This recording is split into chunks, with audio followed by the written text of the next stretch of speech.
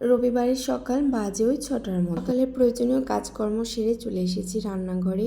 এসেই দেখি চালটা বাড়ন্ত। ভাত হতে একটু টাইম লাগবে, তাই সবার আগে আমি ভাত বসিয়ে দিচ্ছি। বৃন্দামণি কাল ছাদে পড়ে গিয়ে হাতে পায়ে ভীষণ লেগে গেছে, তো আজকে স্কুলে যাবে কিনা সেও বলতে পারে। ভাত বসিয়ে পালং শাক কেটে নিয়েছি, তো এটাই রান্না করবো একটু ঝোল ঝোল। হলুদ লবণ জল দিয়ে পালং শাকটা সিদ্ধ বসিয়ে এখানে চাল কুমড়ো কেটে নিয়েছি। চাল কুমড়ো খেতে তো ভীষণই ভালো লাগে, আমাদের ঘরে সবারই পছন্দ। এতদিন যেরকম চাল কুমড়ো রান্না হয়েছিল তার থেকে এটা মনে হচ্ছে একটু পরিপক্ক ছিল, তো চাল কুমড়োগুলো কেটে নেওয়া হয়েছে। এখানে এর মধ্যে পালং শাকটাও ফোড়ন দিয়েছি, শুধুমাত্র জিরা।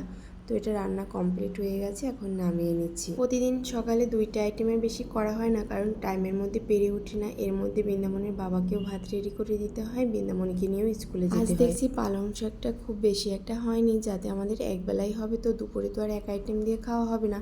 ওই জন্য চাল কুমড়ো ভাজি বসিয়ে দিয়ে এখানে আলু কেটে নিয়েছিলাম মাছের মাথা দিয়ে রান্না করব বলে। আলু রান্নার জন্য আগেই জিরাগুলো ভেজে নিয়েছিলাম। কার্ফু মাছের মাথা দিয়ে করব আলু রান্না, তো সেই মাছের মাথাটাই ভেজে নিই। মাছ মাংসের রান্নাটা না আমার ভীষণ ঝামেলার লাগে, সবজি রান্না করতে খুব সহজ হয়েও যায় আর খেতেও ভীষণ ভালো লাগে। মাছের মাথা ভেজে নিয়ে এখানে আলুগুলো একটু কষিয়ে নিয়েছি, তো এর মধ্যে খানিকটা জল দিয়ে কিন্তু মাছের মাথাও দিয়ে দিয়েছি। একদম সিম্পলভাবে মাছের মাথা দিয়ে আলু রান্না করছি। নামানোর আগে শুধুমাত্র গরম মশলা দিয়ে নামিয়ে নিলাম। তো একদম আমার রান্নাবান্না কমপ্লিট। এই ছিল আজকে আমাদের সিম্পল মেনু, মাছের মাথা দিয়ে আলু সবজি। আর এখানে ছিল চালি কুমড়া, যেটা সম্পূর্ণ নিরামিষ, আর এখানে পালং শাক আলু দিয়ে।